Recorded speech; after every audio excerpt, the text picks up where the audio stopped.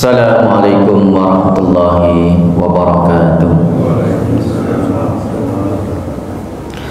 Alhamdulillah, alhamdulillahi rabbil alamin, wa bihi nasta'inu ala umurid dunya waddin. Assalatu wassalamu ala sayyidil mursalin Muhammadin wa ala alihi wa ashabihi wa man tabi'ahum bi ihsanin ila yaumiddin, amma ba'd. Faya ayyuhal hadirun rahimakumullah, bapak-bapak, ibu-ibu dan saudara-saudaraku sekalian yang dirahmati Allah Subhanahu wa taala. Alhamdulillah kita dipertemukan kembali oleh Allah Subhanahu wa taala dalam kesempatan ini untuk kita bersama-sama melanjutkan kembali kajian kita, yaitu kajian akidah Islam. Dan dalam kesempatan kita kali ini kita masih melanjutkan bagian dari pembahasan beriman kepada para malaikat, yaitu kita masih membahas tentang tugas-tugas para malaikat. Di tugas malaikat itu dikelompokkan menjadi tiga. Ada tugas para malaikat di alam ruh, ada tugas malaikat di dunia materi berkaitan dengan alam semesta, kemudian ada tugas-tugas malaikat yang berkaitan dengan manusia. Berkaitan dengan manusia ini juga banyak sekali. Nah, yang berkaitan dengan tugas-tugas malaikat di alam ruh sebelumnya sudah kita bahas, yaitu ada 5. Kita bahas 4. Yang pertama adalah tugas mereka di alam ruh. Yang pertama adalah beribadah atau bertasbih, tunduk taat sepenuhnya kepada Allah Subhanahu wa taala. Mereka hanya beribadah kepada Allah. Yang kedua, tugas mereka di alam ruh itu adalah membawa arsy. Yang ketiga, nanti memberikan dan menerima para ahli surga. Mereka melayani para ahli surga, menyambut mereka. Kemudian yang keempat adalah menghukum para penghuni neraka. Itu sudah kita bahas. Yang kelima adalah menurunkan wahyu kepada para rasul. Rahmati Allah Subhanahu wa taala. Nah, malaikat yang ditugaskan untuk menyampaikan wahyu kepada para rasul adalah malaikat Jibril.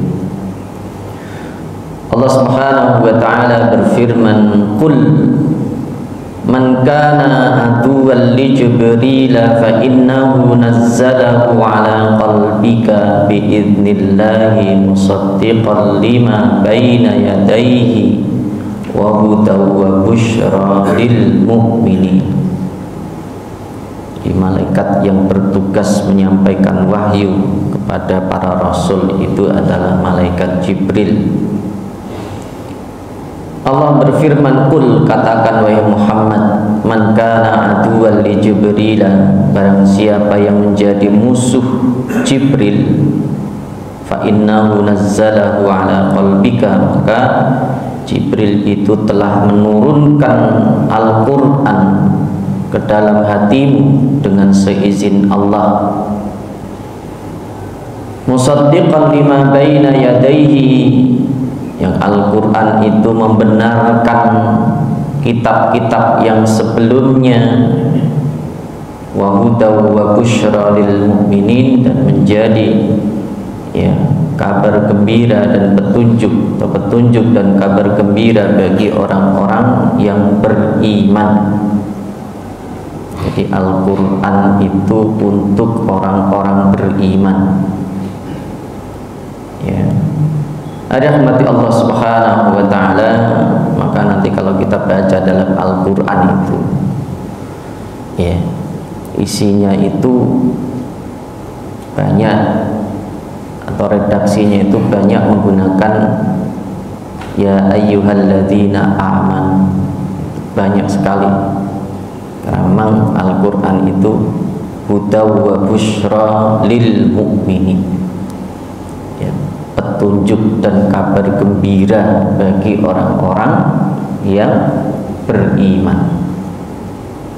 Jadi kalau redaksinya orang kafir itu disebut ya qul ya ayyuhal kafirun, wahai orang-orang kafir, itu hanya 2 kali dalam Al-Quran. Ya, pernah kita tanyakan kenapa redaksi ya ayyuhal panggilan kepada orang kafir itu cuma 2 kali di dalam Al-Quran. Karena memang Al-Quran itu bukan untuk orang kafir, ya, untuk orang-orang beriman. Ya, hanya dalam surat Al-Kafirun, qul ya ayyuhal kafirun, itu sama nanti redaksinya 1 pada yaumul qiyamah. Rahmati Allah Subhanahu wa Ta'ala. Jadi malaikat yang menurunkan wahyu itu adalah malaikat Jibril. Ya, nazzalahu ala qalbika. Jadi kalau Al-Quran itu diturunkan oleh Allah, ya, melalui malaikat Jibril kepada Rasulullah Sallallahu Alaihi Wasallam dalam bentuk hafalan. Ya, dalam bentuk hafalan, jadi tidak dalam bentuk tulisan. Maka tadi ya ala qalbika, langsung dihafal oleh Rasulullah. Ya, ditanamkan Al-Quran itu ke dalam hati Rasulullah, ya, langsung dihafal. Maka ya ilmu yang paling baik itu memang ya dihafal, ya, hafalan. Terutama kalau kita mengajarkan anak-anak kita itu jangan kita ajarkan nulis dulu, kita ajarkan menghafal dulu. Ya, kita diktekan biar dia dihafal. Rahmati Allah Subhanahu wa Ta'ala. Allah Subhanahu wa Ta'ala juga berfirman, wa innahu latanzilu rabbil alamin, dan sesungguhnya Al-Quran ini benar-benar diturunkan oleh Rabbil alamin.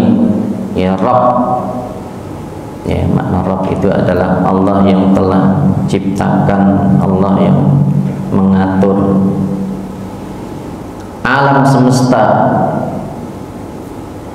Nazala bihi ruhul amin, dibawa turun oleh ruhul amin, yaitu nama lain dari malaikat Jibril, ala qalbika, ya, ke dalam hatimu, litakuna minal munzirin, supaya kamu menjadi ya orang-orang yang memberikan peringatan, bilisanin arabiyyin mubin, dengan bahasa Arab yang jelas. Ya, ini menegaskan tadi bahwa malaikat yang diperintahkan oleh Allah untuk menyampaikan wahyu kepada para rasul itu adalah malaikat Jibril. Rahmati Allah Subhanahu wa Ta'ala. Nah, malaikat Jibril tadi ya memiliki beberapa nama. Ya, jadi dalam redaksi tadi jelas dikatakan Jibril, kemudian yang kedua adalah disebut dengan Ruhul Amin, disebut juga Ruhul Kudus, ya, disebut juga An-Namus. Ini nama lain dari malaikat Jibril, ya, 4, ya, Jibril, Ruhul Amin, Ruhul Kudus, An-Namus. Itu nama dari malaikat Jibril. Rahmati Allah Subhanahu wa Ta'ala. Nah, wujudnya ya, bagaimana ketika menyampaikan wahyu itu kepada Rasulullah Sallallahu Alaihi Wasallam, ya terkadang malaikat Jibril itu menampakkan wujud aslinya, terkadang juga menjelma sebagai manusia. Yang ketiga adalah ya seperti bunyi lonceng, jadi tidak menampakkan dirinya tapi seperti bunyi lonceng, ya, dan itu yang termasuk paling berat bagi Nabi. Jadi kalau dalam bentuk manusia itu Nabi menerima wahyunya lebih mudah, tapi kalau dalam bentuk lonceng itu lebih sulit bagi Nabi, ya. Sehingga pernah suatu ketika itu ketika musim dingin, ya, ketika musim dingin itu turun wahyu pada Rasulullah Sallallahu Alaihi Wasallam, ya, dalam bentuk seperti suara lonceng, sampai Nabi itu dahinya berkeringat, berkucuran keringat, karena saking beratnya itu menerima wahyu yang dalam bentuk itu, ya, tapi Nabi memahaminya. Rahmati Allah Subhanahu wa Ta'ala,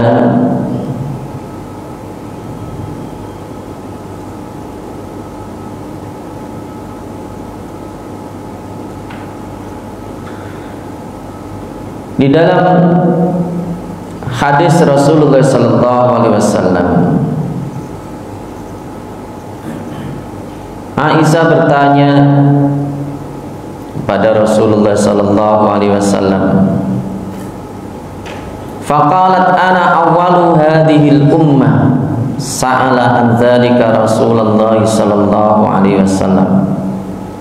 Aisyah berkata, saya adalah orang yang pertama, ya, dari umat ini yang bertanya tentang turunnya wahyu kepada Rasulullah Sallallahu Alaihi Wasallam.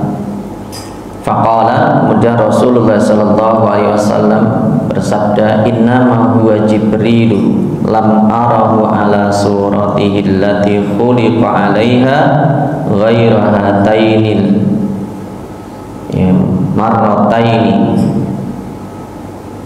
ra'aituhu munhabitan minas samai satan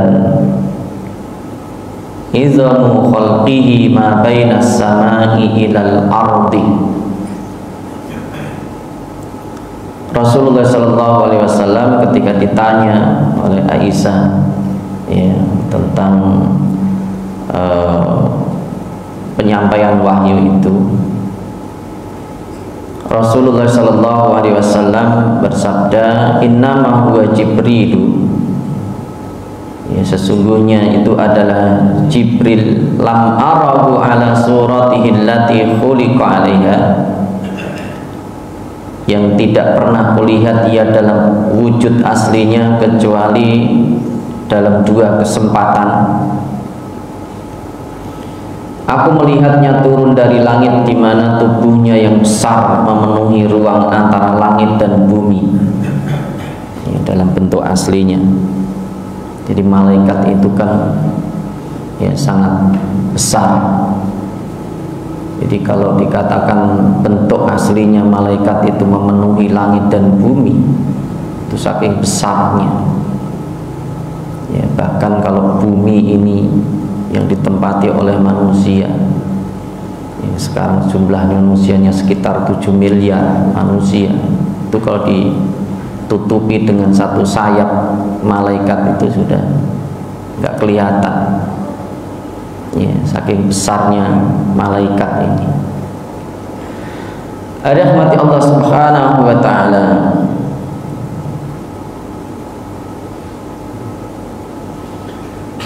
Nah, cara tadi yang kedua, ya, yang pertama dalam bentuk aslinya malaikat Jibril itu hanya 2 kali kata Rasulullah Sallallahu Alaihi Wasallam. Terkadang dalam bentuk suara lonceng, Ini bagaimana dikisahkan oleh Sayyidah Aisyah radhiyallahu anha.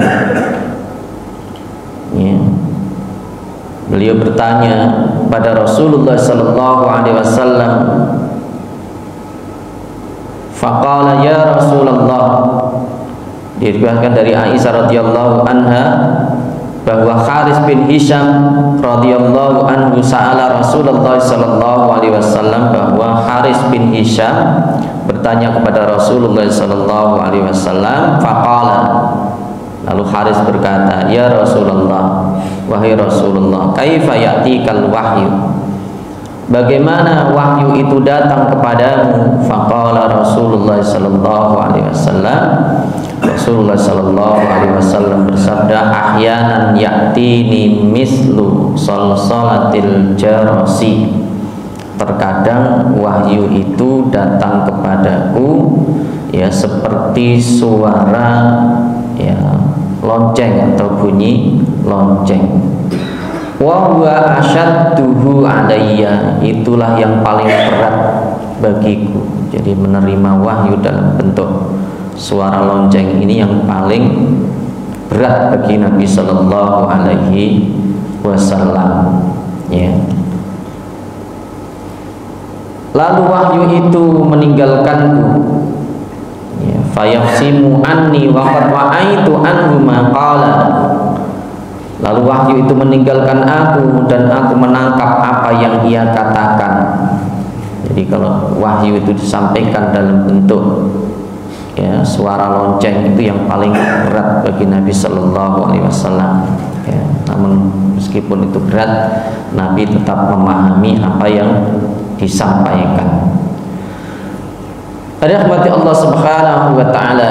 Yang ketiga, malaikat Jibril itu menyampaikan wahyu kepada Rasulullah Sallallahu Alaihi Wasallam dalam bentuk manusia atau menjelma sebagai manusia. Rasulullah sallallahu alaihi wasallam bersabda, wa ahyanan yatamassalu liyal malaku rajulan fayukallimuni fa'i ma yaqulu. Terkadang malaikat Jibril itu yatamassal itu menjelma, ya. Jadi malaikat itu menjelma sebagai seorang laki-laki, fayukallimuni, lalu dia berbicara kepadaku, fa'i ma yaqulu, lalu aku memahami apa yang ia katakan. Ya, jadi tiga bentuk penyampaian wahyu pada Rasulullah Sallallahu Alaihi Wasallam. Nah, Aisyah ya menceritakan keadaan Rasulullah Sallallahu Alaihi Wasallam ya ketika menerima wahyu itu, terutama ketika dalam keadaan menerima wahyu itu berupa bunyi lonceng tadi. Aisyah mengatakan, walaqad ra'aituhu yanzilu alaihi alwahyu fil yawmi syadidil bardi, dan saya pernah melihat Rasulullah sallallahu alaihi wasallam itu menerima wahyu pada hari yang sangat dingin atau pada musim dingin. Ya, fayafsimu anhu wa inna jabinahu la yatafassadu araqan. Ya, lalu wahyu itu meninggalkannya dan keningnya itu bercucuran keringat. Ini saking beratnya tadi ya menerima wahyu. Jadi kalau musim dingin itu kan aslinya, terutama di Timur Tengah itu musim dingin itu udaranya kering. Ya, musim dingin itu udara kering. Jadi bahkan kalau di saat musim dingin itu kita tidak berkeringat. Jadi pori-pori kulit kita itu malah berwarna hitam. Karena selama musim dingin itu kita tidak berkeringat. Kalaupun berkeringat itu langsung diserap oleh udara. Jadi udaranya kering, ya. Bahkan kalau kita musim dingin itu terus pakai krim. Jadi harus rajin pakai krim. Kalau tidak kulitnya pecah-pecah, jadinya gatal-gatal karena udaranya kering. Beda di Indonesia. Kalau di Indonesia itu udaranya ya lembab. Ya, kalau di Timur Tengah itu musim dingin itu udara kering. Jadi nggak ada keringat. Pori-pori kulit kita itu malah menjadi menghitam, menebal gitu. Ya. Nah ini saking beratnya tadi menerima wahyu, ya, terutama ketika berupa bunyi lonceng tadi, ya, yang musim dingin pun sampai beliau keringatnya bercucuran. Rahmati Allah Subhanahu wa taala. Nah, di antara bentuk bentuk wahyu yang disampaikan kepada Rasulullah sallallahu alaihi wasallam ini dalam bentuk manusia. Diriwayatkan dari Abdullah bin Mas'ud, dari Abdullah bin Mas'ud an Nabi sallallahu alaihi wasallam qala inna ruhal qudusi nafasa fi ru'i. Sesungguhnya Ruhul Qudus yaitu malaikat Jibril telah membisikkan ke dalam batinku, ya, jadi dibisikkan ke dalam hati Rasulullah sallallahu alaihi wasallam bahwa anna nafsan lan tamuta hatta tastakmila rizqaha, bahwa manusia itu tidak akan mati sehingga sempurna rezekinya. Ala fattaqullaha wa ajmilu fit talab. Ya, bertakwalah kalian kepada Allah dan perbaikilah cara, ya, kalian itu mencari rezeki. Ini salah satu contoh tadi, ya, wahyu yang disampaikan oleh malaikat Jibril pada Rasulullah, ya, Jibril dalam bentuk manusia, ya.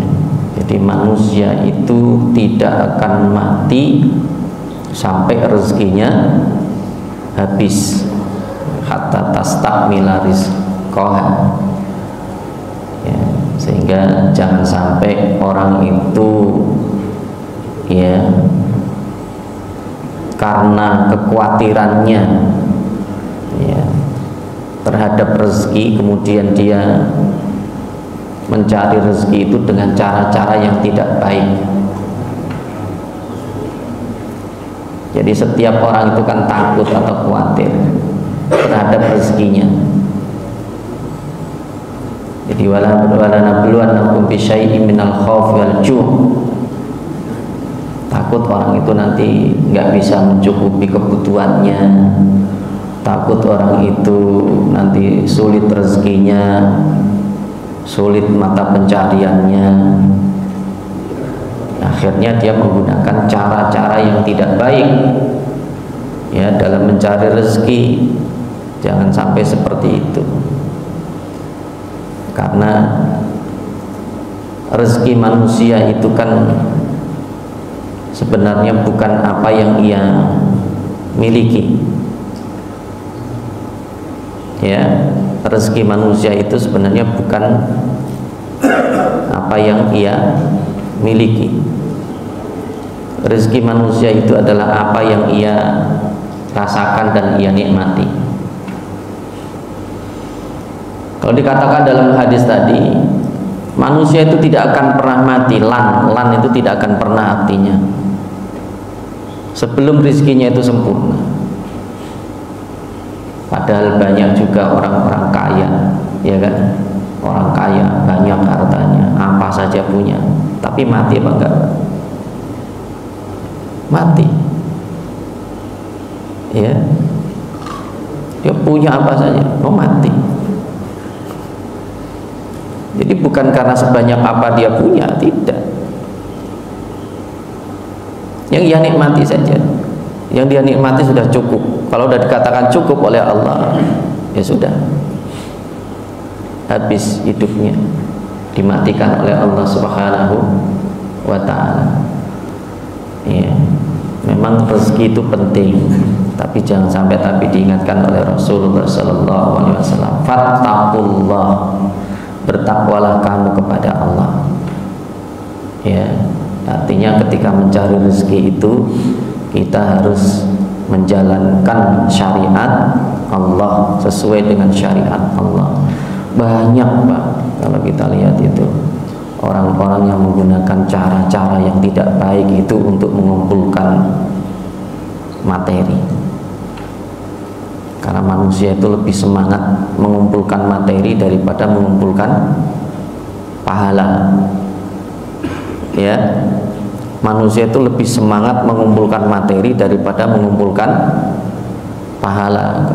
Pahala itu nggak kelihatan, tapi kalau materi kelihatan. Ya, padahal nanti yang dibawa mati itu ya pahala itu nggak kelihatan malah. Yang kelihatan malah nggak dibawa. Ya, ya nanti caranya bagaimana? Ya harus ditransfer kan gitu. Ya, harta yang kita miliki itu bisa kita bawa, tapi harus ditransfer. Caranya harus ditransfer. Kalau nggak ditransfer nggak akan terbawa. Bagaimana cara mentransfernya, Pak? Ya, harta itu bisa kita transfer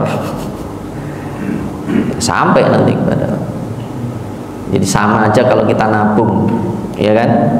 Kita punya duit, kita tabung, itu kan sama aja kalau kita transfer tadi. Jadi hanya bentuknya rekening saja. Ya, rekening akhirat itu ya amal itu, pahala itu rekening kita. Jadi kita nabung setiap hari kita nabung, nabungnya nabung kebaikan. Nah, itu rekening kita itu. Rekening itulah nanti bekal kita masuk surga. Ya, itu rekening kita. Maka dalam istilah ilmu akuntansi disebut debit kredit kan, debit kredit. Jadi sebelum manusia itu mengenal ilmu akuntansi, itu Allah sudah mengajarkan ilmu akuntansi itu. Maka ada namanya malaikat Raqib Atid, kan itu. Nah, ada malaikat Raqib Atid. Raqib Atid itu tugasnya ya, yang satu mencatat kebaikan debitnya, ya debitnya, yang satu mencatat keburukannya, kreditnya. Ya, ya nanti dihitung itu debit sama kreditnya lebih banyak mana. Ya, jadi kebaikan itu debit, keburukan itu kredit. Karena nanti di akhirat juga akan dihitung seperti itu, sampai dikatakan oleh Rasulullah Sallallahu Alaihi Wasallam, ya bahasanya juga bahasa ekonomi itu. Ya, Nabi bertanya, atadruna mal muflis? Nabi bertanya kepada para sahabat, tahukah kalian siapa orang-orang yang bangkrut itu? Nah, hitung-hitungannya para sahabat menjawab, orang yang bangkrut itu ya Rasulullah adalah orang yang tidak punya uang, mala dirham lahu wala mata'. Orang yang bangkrut itu ya Rasulullah adalah orang yang tidak punya uang dan tidak punya harta benda. Ya karena tadi pikiran kita itu selalu ke materi yang nampak. Ya. Tapi yang dikatakan oleh Rasulullah bukan itu yang saya maksud. Orang bangkrut itu adalah orang yang nanti pada hari kiamat datang dengan membawa pahala kebaikan-kebaikannya, juga dia datang dengan membawa keburukannya. Nanti ditotal itu Pak, yaumul hisab itu, yaumul hisab itu dihitung semua. Ini kebaikan kamu sekian, ini keburukan kamu sekian, ditotal. Ya, debit kreditnya ditotal nanti. Ya, ternyata kebaikan-kebaikannya itu banyak digunakan untuk bayar ini, bayar ini, bayar itu, bayar ini, bayar itu, bayar ini, habis. Defisit. Ya, defisit. Kalau defisit apa yang terjadi? Sementara orang-orang yang dizolimi itu masih banyak yang belum terbayar. Jadi nanti kita bayarnya pakai apa? Gak pakai duit, pakai pahala kita. Jadi bayar dosa kita, kita membayar dosa kita nanti pada yaumul qiyamah itu adalah dengan pahala kita. Ya, Jadi manusia itu kan bukan berarti tidak boleh berdosa, Pak ya. Tapi ingat, harus banyak debitnya daripada kreditnya. Sementara orang itu tanpa sadar banyak kreditnya daripada debitnya. Nggak sadar itu, ya. Ya, karena cara-cara yang digunakan tadi cara-cara yang tidak baik dalam mencari rezeki. Itu banyak cara-cara yang seperti cara-cara preman juga itu yang digunakan. Ya, ya aturan-aturan yang tidak disesuaikan dengan syariat ini berbahaya. Maka kalau kita mencari rezeki harus ini Allah membolehkan, ini tidak. Ya itu boleh apa tidak. Ya. Rahmat Allah Subhanahu wa taala. Jadi orang itu kebanyakan lebih semangat mengumpulkan materi daripada pahala. Jadi harusnya semangat dua-duanya. Ya semangat mengumpulkan materi, semangat mengumpulkan pahalanya. Ditransfer tadi, bagaimana cara mentransfernya? Transfernya itu lewat sedekah, zakat, infak, wakaf. Ya, nggak ada yang lain, itu caranya. Kita sedekahkan, kelihatannya hilang kan? Enggak, itu enggak hilang. Mau dicatat tadi, dicatat malaikat. Kita infakkan dicatat malaikat. Dan itu tabungan akhirat. Ada semua, enggak ada yang tidak. Ya. Rahmati Allah Subhanahu wa taala. Jadi kalau semangat mengumpulkan ya harus semangat menabung. Kan gitu. Semangat mencari harus semangat menabung. Jangan mencari tapi lupa ditabung, akhirnya nggak dibawa, ditinggal. Yang menikmati siapa, Pak? Orang lain, keluarganya. Ya mending kalau anaknya baik. Biasanya kalau warisan itu jadi rebutan. Ya, yang dapat dosanya bapaknya, ya, yang kerja keras bapaknya, anaknya terkadang tidak ya baik kepada bapaknya. Rahmati Allah Subhanahu wa taala. Ini salah satu contoh tadi ya, wahyu. Itu tugas malaikat di alam ruh. Yang berikutnya adalah tugas para malaikat di alam materi. Ya, maksudnya alam materi itu berkaitan dengan alam semesta. Ada tugas-tugas malaikat yang berkaitan dengan alam semesta. Bahkan ya seluruh alam semesta ini kan bergerak, digerakkan. Ya digerakkan, ada yang menggerakkan. Yang menggerakkan itu sesuatu yang gaib. Ya, jadi yang menggerakkan dunia nyata ini adalah sesuatu yang gaib, tidak kelihatan. Dan kekuatannya yang gaib ini sangat dahsyat. Rahmati Allah Subhanahu wa taala. Kalau kita lihat angin, ada nanti malaikat-malaikat itu yang tugasnya mengarahkan dan menggerakkan angin. Ya, angin itu kan tidak pernah kelihatan, ya kan? Bentuknya seperti apa? Tapi dia ada. Tapi kalau dia sudah digerakkan, angin itu sampai memiliki kekuatan yang sangat dahsyat. Angin apa itu namanya, Pak? Macam-macam itu, ada badai Katrina, ada apa itu angin puting beliung, ada angin macam-macam itu kan angin itu ya, gerakan, dan itu tidak terjadi dengan sendirinya. Malaikat itu kan tidak melakukan sesuatu kecuali itu diperintah oleh Allah. Jadi malaikat itu melakukan sesuatu kalau diperintah saja. Kalau nggak diperintah dia nggak semaunya. Ya, jadi kalau misalnya terjadi badai yang sangat dahsyat, itu terjadi bukan karena sembarangan. Pasti ada sesuatu di situ. Kenapa harus kirimkan badai oleh Allah Subhanahu wa taala? Jadi ada malaikat-malaikat yang menggerakkan angin. Ya. Ini luar biasa. Ya, dan coba kalau tidak ada angin yang bergerak, apa yang terjadi? Dan itu tidak nampak. Yang menggerakkan itu tidak nampak. Angin yang bergerak, tapi yang menggerakkan tidak kelihatan. Rahmati Allah Subhanahu wa taala. Allah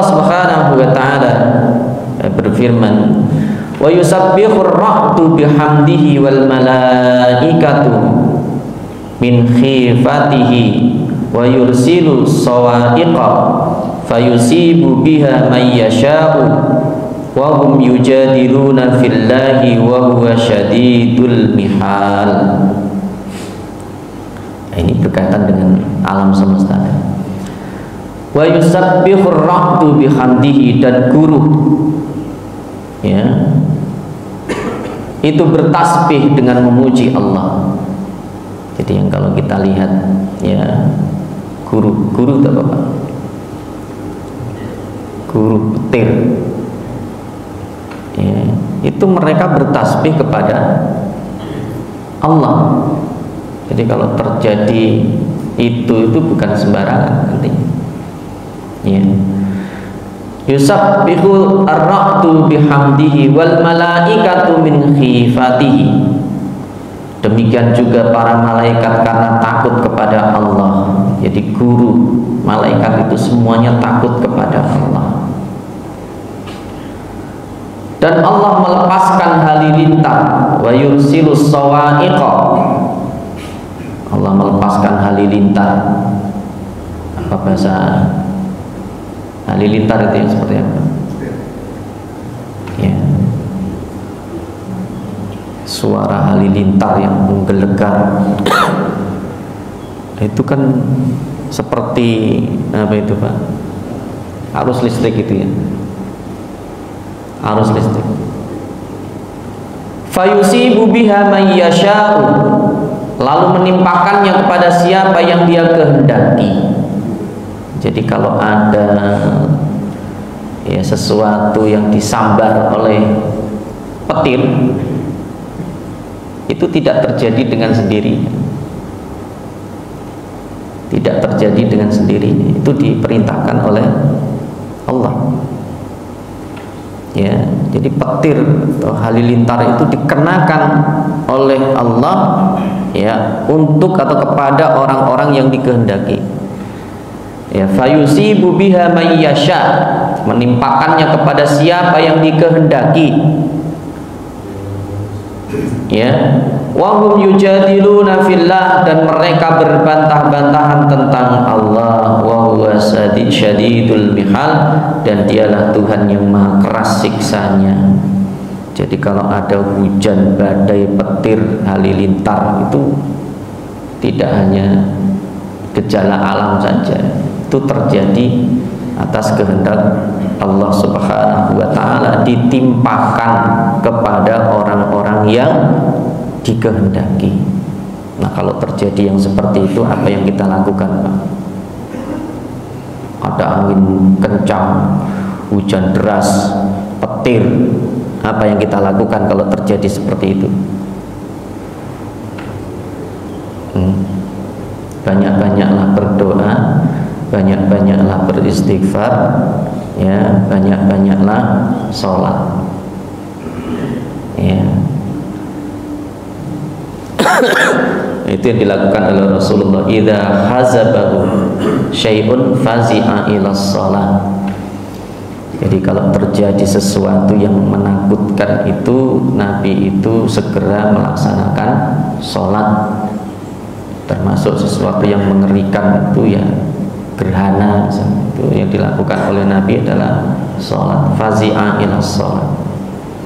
Ya. Rahmat Allah Subhanahu wa ta'ala. Jadi di situ ada tadi malaikat ya yang diperintahkan oleh Allah Subhanahu wa ta'ala untuk menggerakkannya.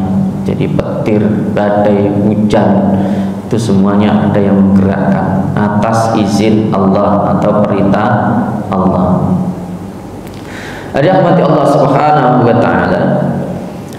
Dalam hadis yang diriwayatkan oleh Abu Saleh tentang firman Allah Subhanahu wa ta'ala ya, tadi kita baca, wa yusabbihur ra'du bihamdihi, dan guru itu bertasbih dengan memuji Allah. Qala, ya, Abu Saleh mengatakan, ar-ra'du malakun minal malaikati yusabbihu.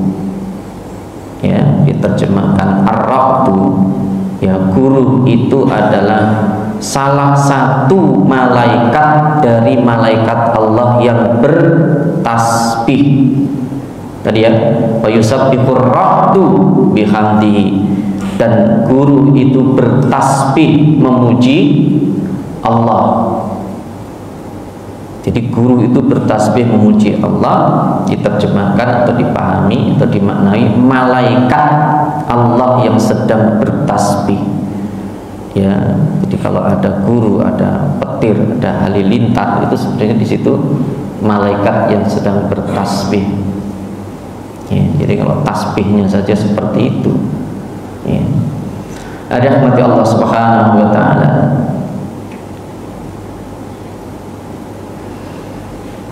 Diriwayatkan dari Ibnu Abbas qala aqbalat yahudu ilan nabi. Ibnu Abbas mengatakan Yahudi menghadap kepada Nabi sallallahu alaihi wasallam. Faqalu, lalu mereka berkata, ya Abul Qasim, wahai Abul Qasim, yang dimaksud adalah Rasulullah sallallahu alaihi wasallam, sebutannya Abul Qasim. Akhbirna, beritahukan kepada kami anir ra'di, tentang ya guru. Ma huwa, apa itu? Apa itu guru? Ini orang Yahudi yang bertanya kepada Nabi sallallahu alaihi wasallam. Nabi menjawab, qala malakun minal malaikati muwakkalun bis sahabi ma'ahu makhariqu min narin yasuqu bihas sahaba haitsu syaa. Nabi menjawab, ya guru itu adalah salah satu dari malaikat yang ditugaskan oleh Allah untuk mengatur awan. Itu malaikat yang ditugasi oleh Allah untuk mengatur awan. Ya. Ma'ahu makhariq minnar, bersamanya ada angin dari api. Jadi malaikat ini membawa angin, ya, yang berasal dari api. Ya, tadi kalau itu berupa kilat itu, jadi kilat yang kita lihat cahaya begitu itu ya, katakan oleh Rasulullah adalah ya angin dari api untuk menggiring awan. Tujuannya apa? Untuk menggiring awan sesuai kehendak Allah, ya, sesuai kehendak Allah. Jadi kalau kita lihat ya kilat-kilat yang menyambar itu, ya, itu kan dari yang kita lihat itu kan cahaya kilat. Kalau suaranya kan guruh, ya. Ya, kilatan-kilatan itu adalah api yang diberikan oleh Allah pada para malaikat untuk menggiring awan. Ya, maka kalau pas sebelum hujan kemudian datang awan yang begitu banyak, itu didatangkan dari mana, bagaimana caranya, gitu kan? Ya, kalau hujannya siang malam itu bagaimana cara? Nah, itu Allah yang mengatur semuanya, dan yang membawa itu ya tadi malaikat-malaikat Allah Subhanahu wa taala. Dari rahmat Allah Subhanahu wa taala. Diriwayatkan dari Asy-Syafi'i, Mujahid, bahwa Mujahid berkata, anna Mujahidan kana yaqulu, Mujahid berkata, ar-ra'du malakun, jadi guru itu adalah malaikat, wal barqu ajnihatul malaikati, jadi kilat atau guru itu adalah malaikat, wal barqu kilatnya, jadi gurunya itu malaikat, wal barqu kilatnya itu adalah ajnihatul malak. Ajnihatul malak itu sayapnya malaikat, ya, yasuknas sahabat, yang menggiring awan, ya, sayap malaikat yang menggiring awan. Qala Syafi'i, ya, rahimahullah, ma asbaha ma qala Mujahid bi zahiril Quran. Jadi